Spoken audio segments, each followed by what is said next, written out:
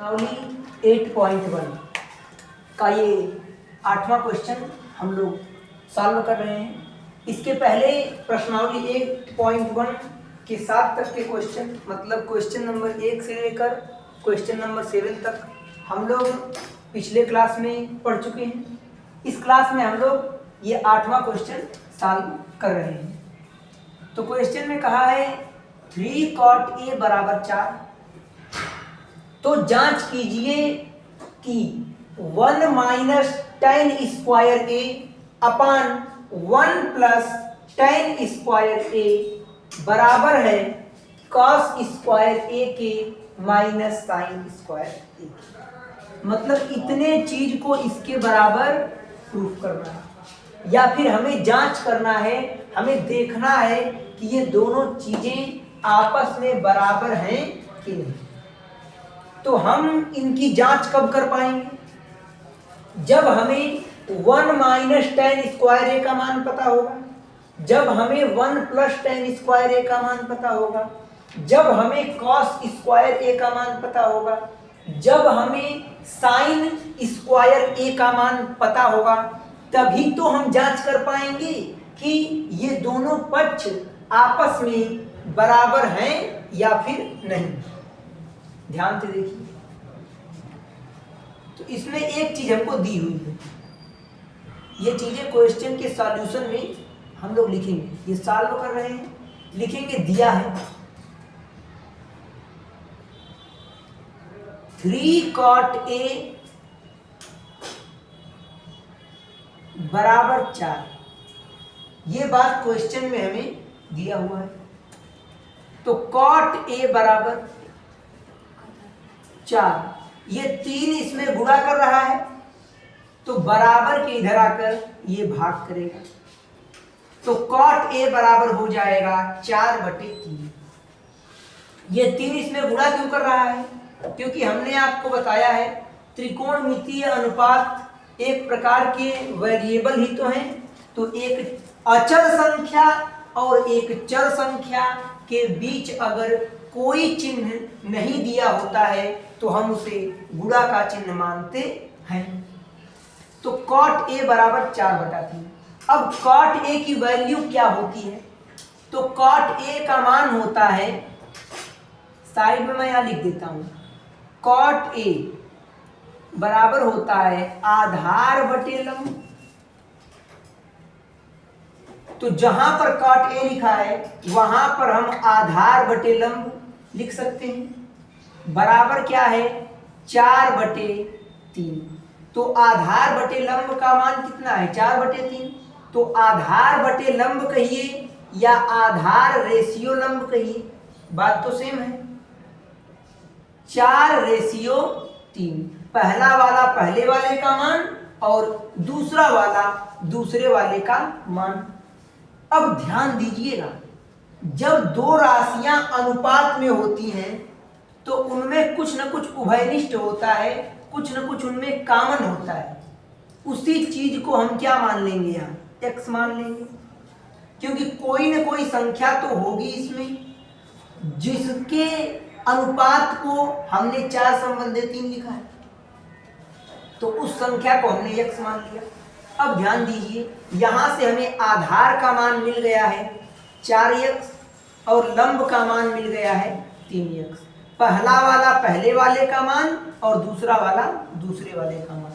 ये अनुपात का नियम है। अब आधार और लंब का मान आपको मालूम चल गया। जब तक हमें 1 की वैल्यू, सबको पता है 1 की वैल्यू 1 ही होती है, उसमें आप क्या ही चेंज करेंगे। tan स्क्वायर ए का मान हमें मालूम चल जाए, यहां पर cos स्क्वायर ए का मान मालूम चल जाए, साइन स्क्वायर ए का मान मालूम चल जाए, तभी तो हम इनकी वैल्यू रख करके निकाल पाएंगे। तो मैंने आपको बताया है कि त्रिकोणमितीय अनुपात के सभी मान आप तभी निकाल सकते हैं जब आपको लंब, आधार और कर्ण का मान पता हो। यहां पर आधार और लंब का मान तो क्वेश्चन में ही दिया था। अरे दिया है ना कि 3 cot a बराबर 4, तो मतलब कि उसने इनडायरेक्ट रूप से आपको ये दे दिया है कि cot A बराबर आधार बटे लंब होता है, तो आधार का मान 4 और लंब का मान 3। ये बात क्वेश्चन में ही दिया है, बस इनडायरेक्ट रूप से दिया है, डायरेक्टली उसने नहीं लिखा, उसने आपको घुमा के लिख दिया है कि 3 cot A बराबर 4। तो आपको इतना माइंड होना चाहिए कि आप cot A का मान निकालिए, 4 बटे 3, cot A बराबर होता है आधार बटे लंब, आधार का मान 4 हो गया और लंब का मान 3 हो गया। क्योंकि अनुपातिक राशियां हैं तो अनुपातिक राशियों में कोई न कोई वेरिएबल हम लगा देते हैं, तो हमने ये वेरिएबल लगा दिया, ये 4x ये 3x।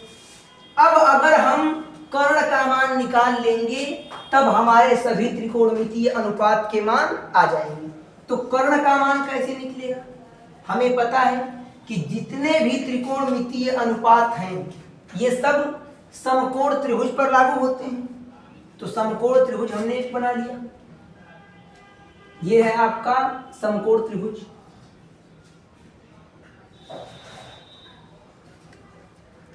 अब इस समकोण त्रिभुज में आप ध्यान दीजिए, हमने इसको अगर थीटा मान लिया तो थीटा के सामने की भुजा 4x, इसको ए बी सी हमने मान लिया।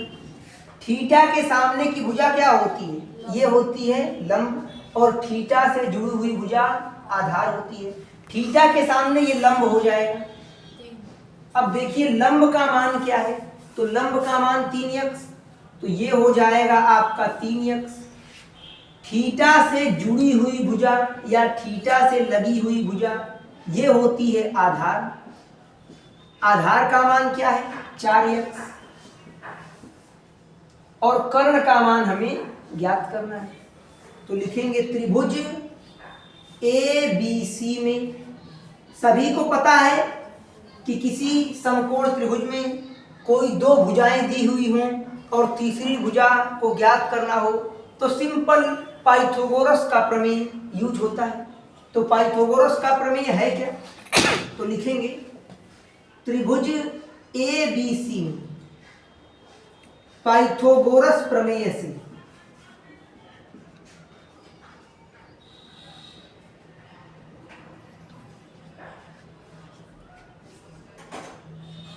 पाइथागोरस प्रमेय से, पाइथागोरस का प्रमेय क्या होता है? कर्ण का स्क्वायर बराबर लंब का स्क्वायर प्लस आधार का स्क्वायर।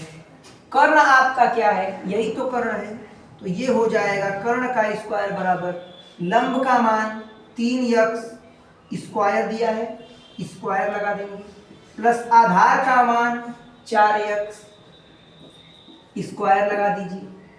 कर्ण का स्क्वायर बराबर, इसका मतलब क्या है? एक बार 3 का स्क्वायर और एक बार 4 का स्क्वायर।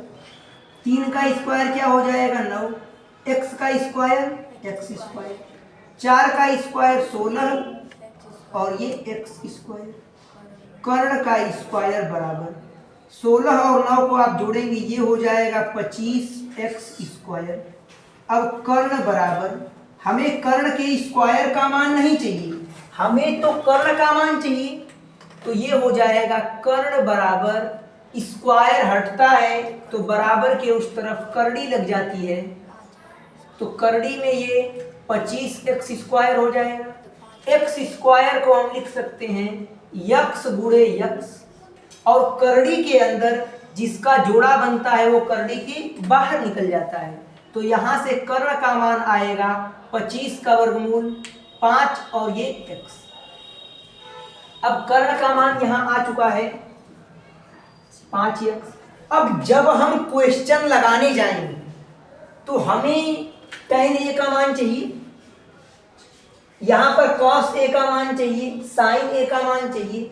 अगर हम tan A का मान निकाल लें और cos A का मान निकाल लें, sin A का मान निकाल लें, तो इन्हीं का स्क्वायर कर देंगे तो हम यहाँ पर वैल्यू पुट कर लेंगे। तो आइए वैल्यू निकाल लेते हैं। पहले यहाँ tan A की आवश्यकता है तो पहले tan A का मान निकाल लेते हैं। tan A बराबर, अब ध्यान दीजिएगा थोड़ा, यहाँ पर tan A का मान चाहिए ना, तो थीटा के प्लेस पे कौन आ रहा है? A, मतलब A को थीटा मानना है, तो यहाँ A B और C।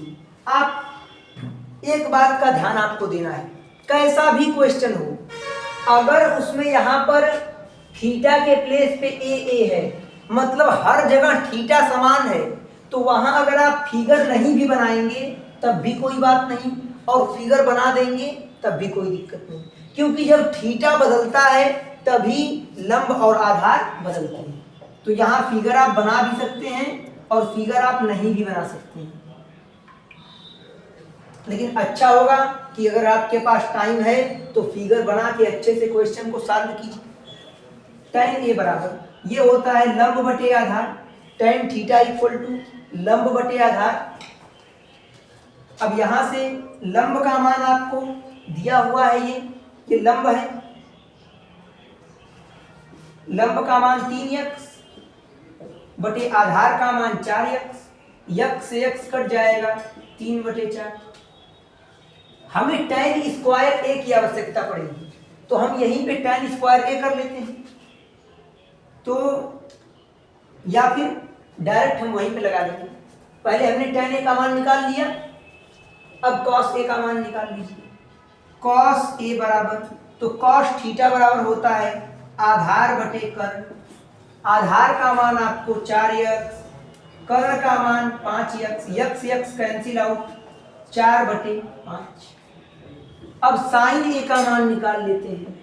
साइन ए बराबर, साइन थीटा बराबर होता है लंब बटे कर्ण, लंब का मान 3x, कर्ण का मान 5x, x to x cancel out, ये 3/5 हो जाएगा। अब यहाँ पर tan a, cos a और sin a ये वैल्यू निकल चुकी हैं। अब हम मान रखेंगे और देखिए अभी चीजें प्रूफ हो जाएंगी। तो हमें प्रूफ क्या करना है, मैं यहां पे सॉल्व कर देता हूं इसे। 1 minus tan square a upon 1 plus tan square a बराबर है cos square a minus sine square a। इसी बात को हमें जांचना है या इसी बात को हमें प्रूफ करना है। 1 minus tan square a, tan square a का क्या मतलब है, tan थीटा का वर्ग करना है, राइट।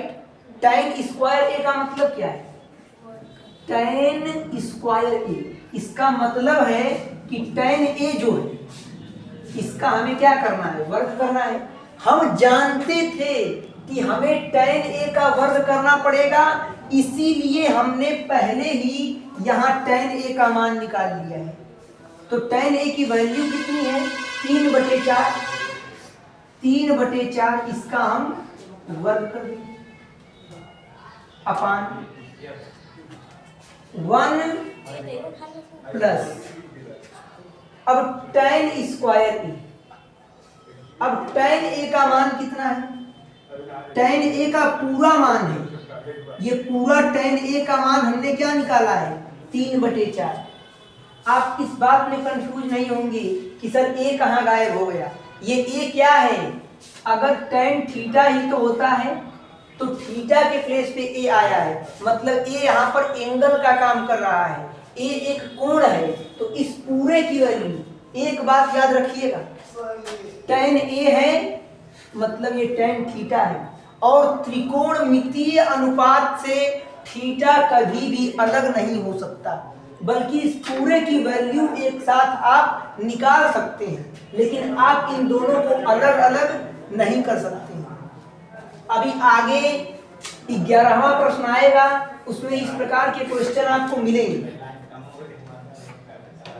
tan a का मान कितना है, 3/4, 3/4 ये इसका वर्ग हो जाएगा बराबर cos स्क्वायर a।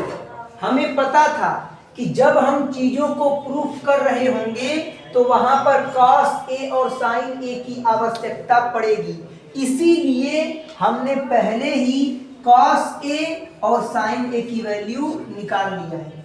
तो क्वेश्चन आप लगाने जाइए तो क्वेश्चन लगाने से पहले ये ध्यान देना होता है कि उस प्रश्न में किन किन चीजों की आवश्यकता है, जिन जिन चीजों की आवश्यकता क्वेश्चन में पड़ रही है उन उन चीजों को आप पहले ही निकाल लीजिए, तो आपको क्वेश्चन को सॉल्व करने में कोई प्रॉब्लम नहीं आएगी।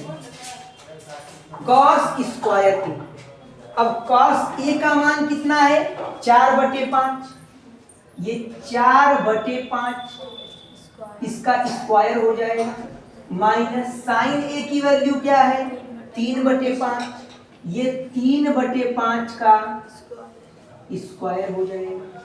ध्यान दीजिएगा, अब एक है,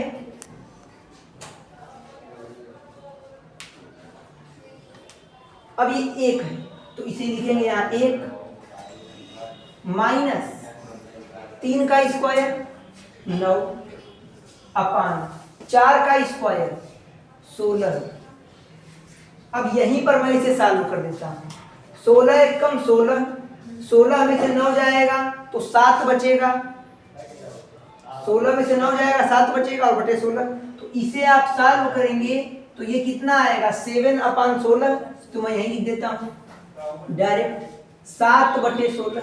इस पूरे को सॉल्व करने पर 7/16 आएगा अपान, ये देखिए ये क्या है 1 प्लस 3 का स्क्वायर 9, 4 का स्क्वायर 16।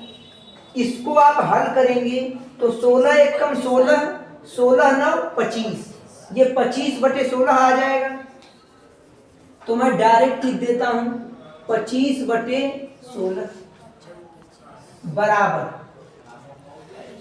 4 का स्क्वायर 16 बटे 5 का स्क्वायर 25 माइनस 3 का स्क्वायर 9 बटे 5 का स्क्वायर 25। अब ध्यान दीजिएगा, इसे आप जब हल करेंगे ये 16 16 कट जाएगा, इसे मैं ऊपर यहाँ पे सॉल्व करके आपको दिखा दे रहा हूँ। ये 7/16 बटे 25/16 है ना।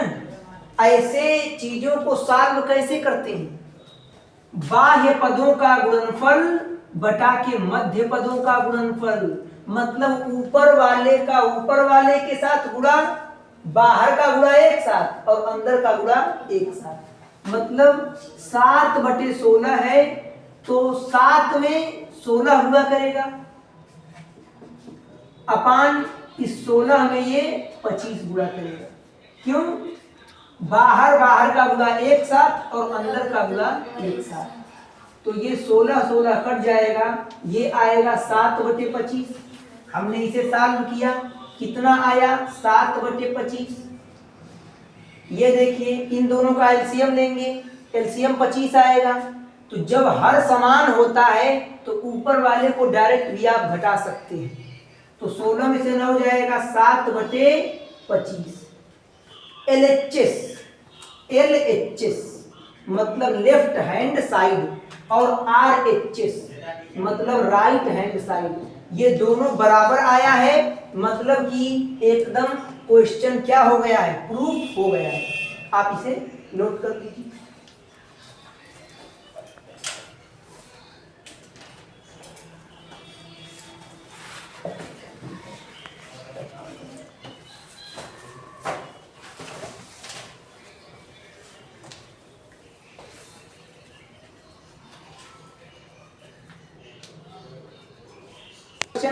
क्वेश्चन नंबर 9 आपके बोर्ड पे लिखा हुआ है।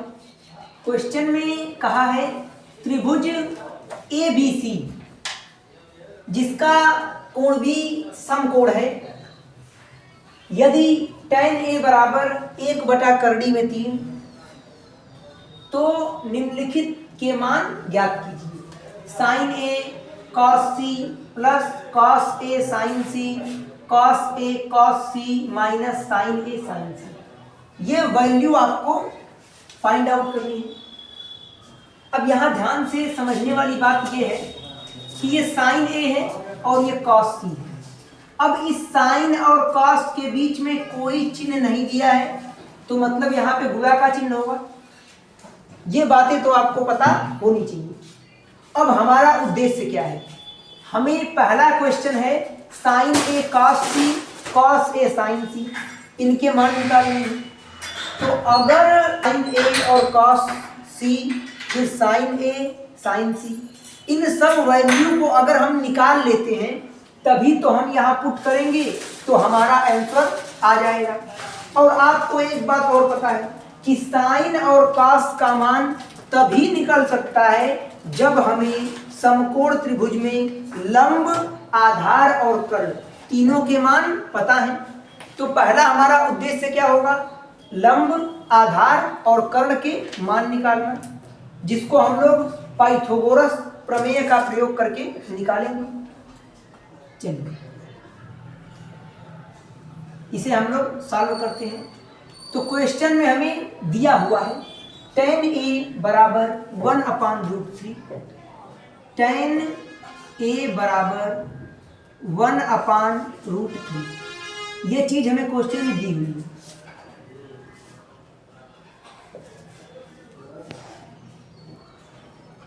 tan a बराबर क्या होता है? लंब बटे आधार, लंब बटे आधार। चूंकि अनुपातिक राशियां हैं तो अनुपात में हम कोई न कोई वेरिएबल लगा देते हैं। तो यहाँ पर लंब का मान 1x मान लेते हैं और आधार का मान, ये करड़ी में 3 है तो √3x लिख देते हैं, क्योंकि ये अनुपात में है। और मैंने पिछली क्लास में आपको बताया है कि जहां भी वेरिएबल होता है वहां पर हम कोई न कोई, जहां पर अनुपात होता है वहां पर हम कोई न कोई वेरिएबल मान लेते हैं। अब लंब, आधार का मान पता है तो कर्ण का मान भी हमें पता होना चाहिए, क्योंकि लंब, आधार और कर्ण तीनों की वैल्यू जब हमें पता होगी तभी हम साइन, कॉस, टैन जितने भी त्रिकोणमितीय अनुपात हैं सभी के मान निकाल पाएंगे। तो लिखेंगे, मैं यहाँ पे एक फिगर बना ही देता हूँ। ये आपका कोई समकोण त्रिभुज है,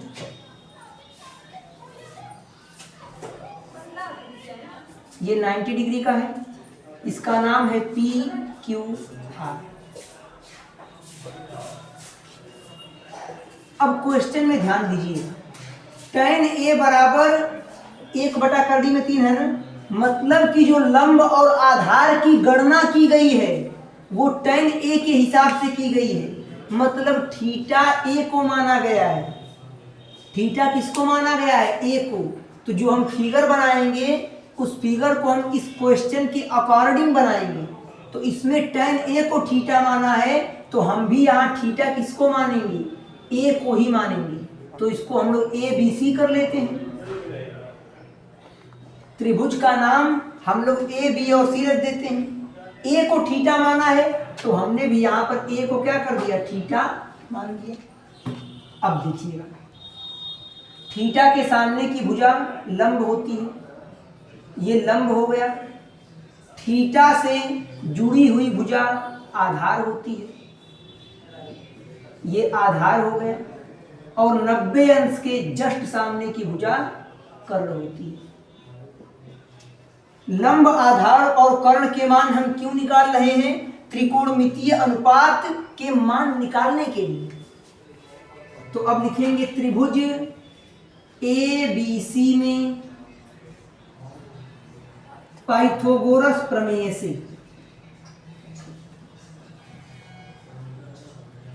पाइथागोरस का प्रमेय क्या है? कर्ण का स्क्वायर बराबर लंब का स्क्वायर प्लस आधार का स्क्वायर। कर्ण का मान ज्ञात करना है तो कर्ण का स्क्वायर बराबर लंब का मान क्वेश्चन में दिया है 1x, ये 1x है। आधार का मान कितना है? √3x। तो लंब का मान है 1x स्क्वायर प्लस आधार का मान कितना है? √3x square. ठीक है, ये x करड़ी के बाहर है क्योंकि हमने x माना है ना। अब ध्यान दीजिएगा, कर्ण का स्क्वायर बराबर 1 का स्क्वायर 1 ही होता है और x का स्क्वायर x स्क्वायर, तो ये हो जाएगा 1x स्क्वायर। आप 1 में गुणा करेंगे x स्क्वायर का तो x स्क्वायर ही आएगा, तो इसे मैं डायरेक्ट लिख देता हूं, ये हो जाएगा x स्क्वायर। क्यों? क्योंकि किसी संख्या में 1 से गुणा करने पर कोई फर्क नहीं पड़ता। प्लस करड़ी में 3 का स्क्वायर होगा और x का स्क्वायर होगा, तो मैंने आपको बताया था करड़ी में 3 का स्क्वायर है ना, तो ये डायरेक्ट हो जाएगा 3, स्क्वायर से करड़ी कट जाती है। अगर आपको यकीन नहीं है तो मैं इसे प्रूफ कर दे रहा हूं। करड़ी में 3 के स्क्वायर है, इसे हम लिख सकते हैं करड़ी में 3 गुणे करड़ी में 3, और ये क्या होता है, करड़ी में 3 तिरिके 9 और करड़ी में 9 का वर्गमूल आता है 3, तो फाइनली करड़ी में 3 का स्क्वायर 3 ही तो आया। उसी बात को हमने डायरेक्ट यहाँ कर दिया था, तो ये 3 हो जाएगा। करड़ी में 3 का स्क्वायर 3 और ये x का स्क्वायर, कर्ण स्क्वायर बराबर, ये इसके आगे कुछ नहीं लिखा है मतलब 1 है, तो 1x स्क्वायर और 3x स्क्वायर, ये हो जाएगा 4x स्क्वायर। हमें कर्ण के स्क्वायर का मान नहीं चाहिए, हमें तो कर्ण का मान चाहिए। तो यहां से जब कर्ण का मान निकालेंगे तो स्क्वायर हटाएंगे, और जब स्क्वायर हटाएंगे तो करड़ी लगाएंगे। करड़ी में 4x स्क्वायर, मैंने आपको बताया है कि जब कभी स्क्वायर हटता है तो बराबर के दूसरे तरफ करड़ी लग जाती है, तो यहां से कर्ण का मान आएगा। अब करड़ी में 4x स्क्वायर है ना, तो इस 4 को हम लिख सकते हैं 2 गुणे 2, और x स्क्वायर को हम क्या लिख सकते हैं, x गुणे x। चूंकि 4 एक अचर संख्या है और x स्क्वायर एक चर संख्या है, तो एक अचर और एक चर के बीच, एक अचर और एक चर के बीच कोई चिन्ह नहीं दिया है, तो गुणा का चिन्ह होता है। कर्ण बराबर, अब जिसका जोड़ा बन जाता है वो करड़ी के बाहर निकल जाता है। यहाँ 2 का जोड़ा बना है तो 2 करड़ी के बाहर आ जाएगा, यहाँ पर x का जोड़ा बना है तो ये x करड़ी के बाहर आ जाएगा। मतलब कि कर्ण का मान कितना निकला, 2x, तो हम यहाँ लिख देंगे कर्ण का मान 2x आ चुका है। अब ध्यान दीजिएगा, कर्ण का मान 2x यहाँ पर आ चुका है। अब हम क्वेश्चन को सॉल्व करते हैं। तो पहले क्वेश्चन में साइन ए की आवश्यकता है और साइन सी की आवश्यकता है, कॉस ए की आवश्यकता है और कॉस सी की आवश्यकता है। तो हम क्यों ना पहले sign A, sign C, cos A और कॉस सी का मान निकाल लें, वही वैल्यू हम पुट करेंगे तो हमारा आंसर आ जाएगा। पहले साइन ए का मान निकाल लेते हैं।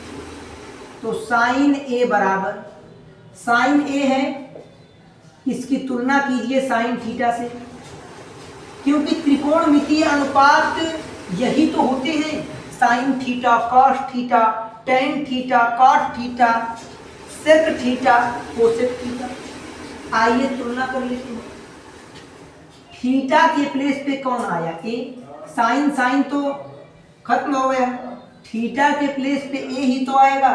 अनुपात को काटते नहीं हैं, बल्कि हम तुलना में ये मान लेते हैं कि ये कट चुका है, तो थीटा के प्लेस पे कौन आएगा, ए आएगा। तो ये है साइन ए। तो साइन थीटा बराबर क्या होता है, लंब बटे कर्ण। ध्यान दीजिएगा, अब थीटा किसको मानना है, थीटा के प्लेस पे ए आ रहा है, मतलब ए को थीटा मानना है, तो इसी के हिसाब से लंब और आधार लिखे जाएंगे। सारा खेल थीटा का होता है, थीटा के हिसाब से ही हम लंब और आधार को मानते हैं। यहाँ बहुत सारे बच्चे कंफ्यूज होते हैं कि सर लंब और आधार बदल क्यों जा रहा है। तो लंब और आधार डिपेंडेंट करता है थीटा पे। ये साइन ए का मान निकाल रहे हैं तो थीटा ए के प्लेस पे होगा। अब इसके हिसाब से लंब कौन होगा, 1x, तो x अपान 1x कहिए या x कहिए, बात तो सेम है। कर्ण, कर्ण कौन है? 2x, x कैंसिल आउट, तो साइन a का मान निकला 1/2। अब ध्यान दीजिएगा, इसी क्वेश्चन में साइन c भी दिया है, तो हम साइन c का मान भी निकाल लेते हैं। साइन c बराबर, तो साइन c कहे साइन a कहे, है तो साइन थीटा ही, तो फार्मूला तो साइन थीटा का ही लगेगा। साइन थीटा बराबर होता है लंब बटे कर्ण, लेकिन यहाँ पर लंब और आधार चेंज हो जाएंगे। क्यों? क्योंकि अगर इसकी तुलना करेंगे साइन थीटा से, तो थीटा के प्लेस पे c आ रहा है, मतलब थीटा के प्लेस पे कौन आएगा? c। अब ये तो फिक्स है 90 अंश का है, तो ये तो बदलेगा नहीं, मतलब कि हमें कोण b को समकोण मानना पड़ेगा। और क्वेश्चन में ये बात कहा भी था कि कोण b क्या है? समकोण है, मतलब ये वाला जो एंगल है यहाँ पे एंगल b रहेगा। ये एंगल b क्या है? समकोण है, ये a हो जाएगा, इसको हम c कर देते हैं। तो क्वेश्चन में क्या कहा? कोण b समकोण है, तो समकोण तो फिक्स होता है, उसमें आप कोई चेंजिंग नहीं कर सकते हैं। आप चेंजिंग किस में कर सकते हैं? a में और c में। यहां पर कभी थीटा नहीं आ सकता। सोचिए, क्वेश्चन में साफ साफ बोल दिया है कि कोण भी समकोण है, मतलब इसमें चेंजिंग नहीं हो सकता। कभी भी थीटा समकोण के स्थान पर नहीं आ सकता है। पूरे त्रिकोणमिति में आप देखेंगे कि थीटा या तो यहां होगा या तो यहां पे होगा। तो a के हिसाब से हमने थीटा साइन a का मान निकाल लिया। अब थीटा किसको मानेंगे? c को।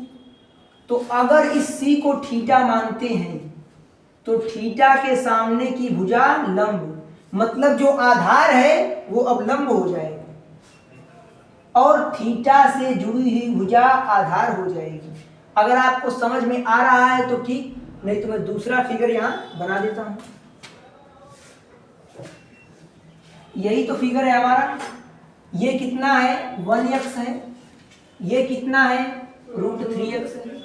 क्योंकि भुजा के मान में तो परिवर्तन नहीं हो सकता। परिवर्तन किस में होगा? लंब में और आधार में। ये क्या है? a b c। पहले हमने थीटा a को माना क्योंकि हमें साइन e का मान निकालना था।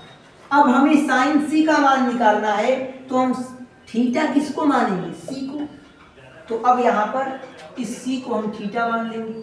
तो अब थीटा के सामने की भुजा लंब होती है, तो ये लंब हो जाएगा। करड़ी में 3x, ये 90 अंश का है, 90 अंश के सामने की भुजा कर्ण, और थीटा से जुड़ी हुई भुजा आधार होती है। आधार, अगर आपने लंब का मान पता लगा लिया है, थीटा के सामने की भुजा लंब, 90 अंश के सामने की भुजा कर्ण, तो बचा है, जो भुजा बच गई है वो आधार ही तो होगा। ऐसे भी आप आधार का पता लगा सकते हैं। तो साइन c, तो थीटा हमने किसको माना? c को, तो c के हिसाब से लंब लिखेंगे, तो इसके अकॉर्डिंग लंब कौन है? करड़ी में 3x, तो √3x अपान कर्ण। कर्ण कौन है? कर्ण तो कभी नहीं बदलेगा, कर्ण तो सेम ही रहेगा, चाहे थीटा बदल जाए लेकिन कर्ण कभी नहीं बदलेगा। ये हो जाएगा 2x, x 2x cancel out, ये साइन c का मान कितना आ गया? √3/2। अब यहाँ हमें cos c का मान निकालना है और cos a का मान निकालना है, तो cos a का मान पहले निकाल लेते हैं। cos थीटा बराबर क्या होता है? आधार बटे कर्ण। लेकिन cos थीटा, देखिए अगर तुलना करेंगे cos a की cos थीटा से, तो आपको ये पता लगेगा कि cos से cos तो हट जाएगा, थीटा के प्लेस पे कौन आएगा? तो थीटा के प्लेस पे a आ रहा है, मतलब कि इस वाले फिगर के हिसाब से लंब और आधार को लिखा जाएगा। आइए थीटा के प्लेस पे कौन आ रहा है? ए। थीटा के प्लेस पे ए। तो यहाँ पर आधार कौन है सर? तो आधार है √3x अपान कर्ण कौन है? तो कर्ण है 2x। x 2x cancel out, ये आ चुका है √3/2। हमने cos a का मान निकाल लिया। जब हम क्वेश्चन लगाएंगे तो हमें cos c की जरूरत पड़ेगी, तो cos c का मान भी अभी निकाल लेते हैं। अब जब हम क्वेश्चन को हल करेंगे ना, तो हमें कोई वैल्यू निकालनी नहीं रहेगी, बस हमें मान रखना होगा। मान रखते जाएंगे, आंसर आता जाएगा। cos c बराबर cos थीटा बराबर होता है आधार बटे कर्ण। आधार का मान क्या दिया हुआ है? अब cos c, ये cos थीटा होता है ना, तुलना कीजिए। cos से cos खत्म, थीटा के प्लेस पे कौन आया? c। मतलब इस बार इस c को थीटा मानना पड़ेगा, मतलब ये वाला फिगर यूज में आएगा जिसमें c को थीटा माना गया है। अब भुजा तो सेम रहती है, बदलता कौन है? लंब और आधार। तो थीटा के सामने की भुजा लंब। अब यहां पर लंब √3x हो जाएगा और आधार 1x हो जाएगा। तो cos c आधार लिखना है, इस वाले फिगर से लिखेंगे क्योंकि थीटा c को माना गया है, तो आधार हो जाएगा 1x अपान कर्ण। कर्ण कभी नहीं बदलता, थीटा बदल जाए, दुनिया बदल जाए, लेकिन कर्ण तो नहीं बदलेगा। तो कर्ण है 2x, x x cancel out, कर्ण का मान आ चुका है 1/2। 1/2 ये कर्ण की वैल्यू आपकी आ चुकी है। कर्ण का मान 2, तो cos c का मान आ गया 1/2। अब हमें क्वेश्चन को लगाना है, बिल्कुल आसानी से सभी क्वेश्चन सॉल्व हो जाएंगे। तो मैं इसे यहां लिख देता हूं। अब क्वेश्चन में सॉल्व क्या करना है? पहला question sin a cos c minus cos a sin c। सब के सब मान तो हम लोग निकाल चुके हैं, बस मान रखते जाइए और आंसर आपको मिलता जाएगा। sin a cos a plus cos a sin c, यहाँ पे प्लस रहेगा। चलिए अब ध्यान दीजिए, sin a की वैल्यू निकाल चुके हैं। sin a का मान 1/2, तो जहां sin a लिखा है वहां पर 1/2 लिख दीजिए। इन दोनों के बीच कोई चिन्ह नहीं दिया है, तो कौन सा चिन्ह लग जाएगा? यहां लगेगा गुणा का चिन्ह। cos c का मान है 1/2, तो 1/2 प्लस दिया है, हम लोग भी प्लस लगा लेते हैं। cos a का मान कितना है सर? √3/2, तो यहाँ √3/2 लिख दिया जाएगा। इन दोनों के बीच कोई चिन्ह नहीं दिया है, तो गुणा का चिन्ह हो जाएगा। sin c का वैल्यू यहाँ है √3/2। अब ध्यान दीजिएगा, एक का गुणा होगा एक में, एक कम एक होता है, बटे 2 गुना के 4 प्लस √3 का √3 में गुणा होगा तो ये 3 हो जाएगा अपान 2 गुना के 4। अब बात आई सर आपने इसको 3 क्यों लिख दिया? ध्यान दीजिए, √3 का √3 में गुणा करना है, तो √3 गुणे √3 ये हो जाएगा √9, और करड़ी में 9 का वर्गमूल 3 होता है, इसीलिए हमने 3 लिख दिया डायरेक्ट। इसे आप एक और तरीके से लगा सकते हैं, √3 गुणे √3 है, तो √3 गुणे √3 इसे आप लिख सकते हैं √3 का स्क्वायर से करड़ी कट जाएगी, ये 3 आंसर आएगा। ऐसे आप इसे सॉल्व कर सकते हैं। बात सिंपल सी है कि सर √3 इंटू √3 का मान क्या होगा? तो इसका मान हो जाएगा 3/4। इसे सॉल्व कर दीजिए, 4 एलसीएम आएगा, 4 एकम 4, 1 एकम 1 प्लस 4 एकम 4, 1 तिहाई 3, 3 एक 4/4 और 4 से 4 में भाग देंगे तो आपका आंसर 1 आ जाएगा। 4 एकम 4, तो 1 आंसर इसका करेक्ट हो जाएगा। तो मतलब जो पहला क्वेश्चन है इसका आंसर कितना आया सर? 1 आया। दूसरा क्वेश्चन भी हम लोग सॉल्व कर लेते हैं। सेकेंड क्वेश्चन भी सेम है, बस वहां पर यहां माइनस लगा दिया है। क्वेश्चन में कहा cos A cos C minus sin A into sin C। cos A की वैल्यू √3/2, cos C की वैल्यू 1/2। ये है √3/2 इंटू ये है 1/2 माइनस sin A की वैल्यू 1/2, ये है 1/2 इंटू sin C की वैल्यू है √3/2। बस मान रखते जाइए, आंसर मिलता जाएगा। ध्यान दीजिएगा, ये करड़ी में 3 एक कम, करड़ी में 3 बटे में 2 दूना के 4, यहां तक कोई दिक्कत नहीं है। माइनस करड़ी में 3 एक कम, करड़ी में 3 बटे 2 दूनी के 4, जितनी वैल्यू प्लस में है उतनी ही वैल्यू माइनस में है, तो ये घट जाएगा, खत्म होके 0 आंसर आपका आ जाएगा। अब ध्यान दीजिए, जैसे आपके पास 5 रुपए थे, आपने किसी को 5 रुपए दे दिए, आपके पास कितना बचा? 0। सेम दैट आपके पास कितने रुपए थे उतने ही रुपए आपने किसी को दे दिए, तो खत्म हो गया, 0 आ गया है। आप इसे नोट कर लीजिए। कुछ बच्चों को डाउट होता है कि सर जब कोई चीज कटती है तो वहां तो 1 बचता है, आपने 0 कैसे कर दिया?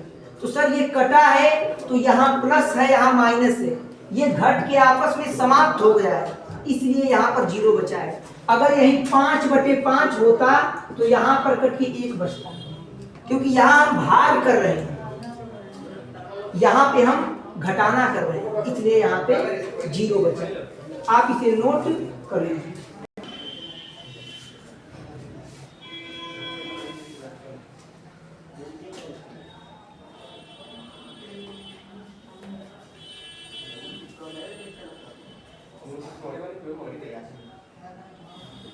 तो आज के क्लास में हमने प्रश्नावली 8.1 का 9वां प्रश्न सॉल्व कर लिया।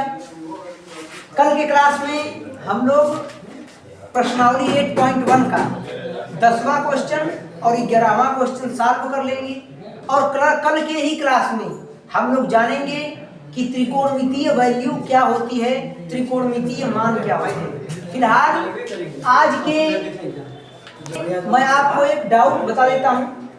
एक डाउट का क्वेश्चन है जो एनसीईआरटी बुक का नहीं है, किसी अदर बुक का है। वो क्वेश्चन ये है, कुछ लोगों का डाउट है, इसे हम लोग आज सॉल्व कर लेते हैं। ये अदर क्वेश्चन है, ये आपके बुक का नहीं है, ठीक है, बट हम लोग सॉल्व कर लेते हैं। चूंकि हमारे सिलेबस में है तो क्वेश्चन हम लोग लगा सकते हैं। 1 मिनट। कोसेक A बराबर √10, मतलब आपको इसे हम लोग सॉल्व कर रहे हैं। कोसेक A का मान दिया हुआ है √10, तो अन्य सभी त्रिकोणमितीय अनुपात ज्ञात करने हैं। ये √10 दिया है ना, बस यहां थोड़ा सा आपको दिमाग लगाना है। करड़ी में 10 है, किसी संख्या में 1 से भाग दिया जा सकता है, तो इसे हम लिख सकते हैं √10/1। तो कोसेक थीटा बराबर क्या होता है? कर्ण बटे लंब। ये डाउट क्वेश्चन है।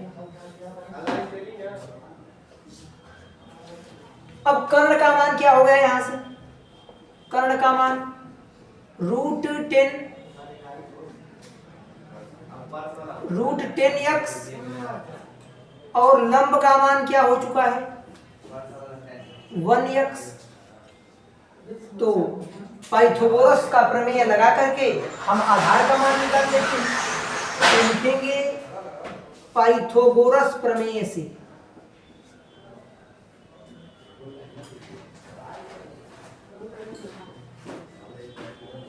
अब आप जरा ध्यान दीजिएगा, कहा है कोसेक ए बराबर √10, मतलब थीटा के प्लेस पे कौन है ए, तो इसी के अकॉर्डिंग हमें अन्य त्रिकोणमितीय अनुपात ज्ञात करने हैं। मतलब थीटा जो एक बार आपने मान लिए वही थीटा फिक्स हो गया, यहाँ थीटा बदल नहीं रहा है।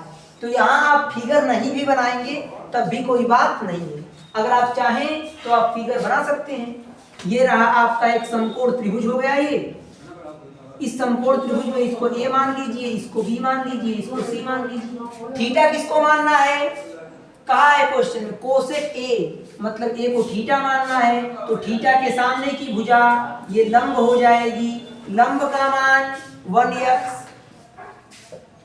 आधार थीटा से लगी हुई भुजा आधार कहलाती है, आधार का मान ज्ञात करना है, कर्ण का मान करड़ी में 10, चूंकि यह अनुपात में है तो हमने यहाँ पर एक वेरिएबल मान लिया है, ये √10x हो गया। तो लिखेंगे त्रिभुज ABC में पाइथागोरस का प्रमेय हम लोग लगा दिए। ये क्या होता है, कर्ण का स्क्वायर बराबर लंब का स्क्वायर प्लस आधार का स्क्वायर। कर्ण का मान √10 का स्क्वायर √10x स्क्वायर बराबर लंब का मान 1x का स्क्वायर प्लस आधार का स्क्वायर। करड़ी में 10 का स्क्वायर 10 हो जाएगा और ये x स्क्वायर बराबर ये हो जाएगा 1x का स्क्वायर प्लस आधार का स्क्वायर। आधार का मान चाहिए तो इसको बराबर के एक तरफ रहने देंगे, बाकी को दूसरे तरफ भेज देंगे। ये 10x स्क्वायर है, ये बराबर के इधर प्लस में है, इधर आके माइनस में हो जाएगा। 10x स्क्वायर में से 1x स्क्वायर जाएगा, ये बचेगा 9x स्क्वायर बराबर आधार का स्क्वायर। अब यहाँ पर ध्यान दीजिएगा आप, तो आधार का स्क्वायर बराबर 9x स्क्वायर कहिए या 9x स्क्वायर बराबर आधार का स्क्वायर कहिए, दोनों बातें क्या हैं, दोनों बातें सेम हैं बिल्कुल। तो ये हो जाएगा 9x स्क्वायर, स्क्वायर हटाएंगे तो करड़ी लगाएंगे, ये बात सभी को पता है। आधार का मान यहाँ से 3x आ जाएगा, 9 का वर्गमूल 3 और x स्क्वायर का वर्गमूल x हो जाएगा। अब ध्यान दीजिए, अब बाकी को हम यहाँ सॉल्व कर देते हैं। यहाँ से लंब, आधार और कर्ण का मान आ चुका है। बस क्वेश्चन में एक ही बात आपको समझने वाली थी। लगता है कि ये क्वेश्चन डाउट में इसीलिए आया है क्योंकि यहाँ पर एक बात आप समझ नहीं पा रहे थे। यहाँ पर आपको कोसेक ए बराबर करड़ी में 10 दिया था, तो आप सोचे होंगे कि सर यहाँ तो केवल हमें एक ही मान दिया है कर्ण का, तो हम लंब और आधार कैसे निकालें। तो वो क्वेश्चन में आपको थोड़ा सा गुमराह कर रहा था। आपको इतनी बातें पता होनी चाहिए कि करड़ी में 10 दिया है तो किसी भी संख्या में 1 से भाग कर सकते हैं। तो यहाँ से कर्ण का मान करड़ी में 10 आ जाएगा और लंब का मान 1 आ जाएगा। और जब आपको कर्ण का मान और लंब का मान पता है तो पाइथागोरस का प्रमेय लगा करके आप आधार का मान निकाल सकते हैं। और अगर आपको त्रिभुज में लंब, आधार और कर्ण का मान मालूम चल गया, फिर कोई भी त्रिकोणमितीय अनुपात हो, कितना भी टेढ़ा हो, कितना भी कठिन हो, उसे हम लोग बिल्कुल ही आसानी से सॉल्व कर लेंगे। आइए देखते हैं। तो शेष त्रिकोणमितीय अनुपात ज्ञात करना है। कोसेक ए का मान ऑलरेडी दिया है, तो अन्य बचा कौन, साइन ए, और कौन बचा है कॉस ए, और कौन बचा है टेन ए, कॉट ए, सेक ए। और कोसेक ए का मान तो क्वेश्चन में ही आपको दे दिया है, तो उसे लिखने की कोई जरूरत नहीं है। अगर आप उसे लिख भी देंगे तो यही वैल्यू आएगी। साइन थीटा बराबर होता है लंब बटे कर्ण, कॉस थीटा बराबर आधार बटे कर्ण, टेन थीटा बराबर होता है लंब बटे आधार, कॉट थीटा बराबर होता है आधार बटे लंब, सेक थीटा बराबर होता है कर्ण बटे आधार।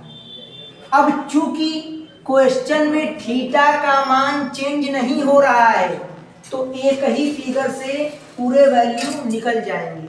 अगर थीटा का मान चेंज होता, कहीं साइन ए का मान पूछा है, कहीं साइन सी का मान पूछ देता, अगर थीटा के मान में चेंजिंग होती तब यहाँ पर लंब और आधार चेंज हो जाते, लेकिन थीटा के मान में चेंजिंग नहीं हो रही है, इसीलिए यहाँ एक ही लंब और आधार से पूरे क्वेश्चन सॉल्व हो जाएंगे। यहाँ लंब और आधार के मान में चेंजिंग नहीं होगी। चलिए, आधार का मान कितना निकला 3x, साइन ए लंब बटे कर्ण, लंब का मान 1x अपान कर्ण का मान √10x, x to x cancel out, sine A की वैल्यू 1 अपान √10, पहला आंसर। दूसरा कॉस थीटा बराबर आधार बटे कर्ण, कॉस ए किसके प्लेस पे है, कॉस थीटा, मतलब थीटा के प्लेस पे ए को मान लेना है और थीटा के प्लेस पे ए है। सभी क्वेश्चन में थीटा के प्लेस पर ए ही है, तो बस लंब और आधार चेंज नहीं होगा। बिल्कुल आसान क्वेश्चन है। आधार का मान 3x अपान कर्ण का मान √10x, x to x cut जाएगा 3 बटा करड़ी में 10, ये आंसर आ गया।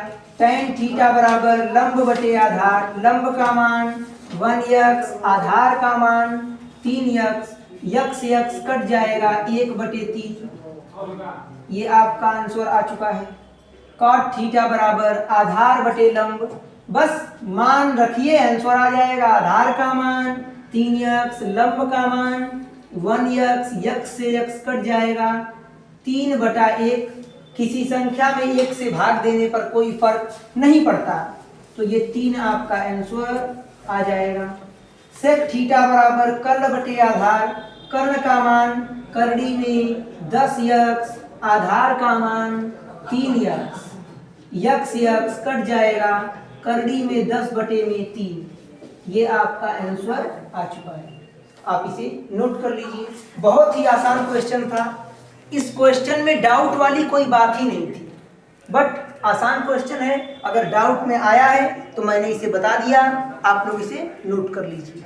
कल की क्लास में हम लोग आपके प्रश्नावली 8.1 के 10वें क्वेश्चन को और 11वें क्वेश्चन को सॉल्व करेंगे, और कल के क्लास में हम लोग त्रिकोणमितीय मानों के बारे में जानकारी लेंगे। आज के लिए इतना बहुत है।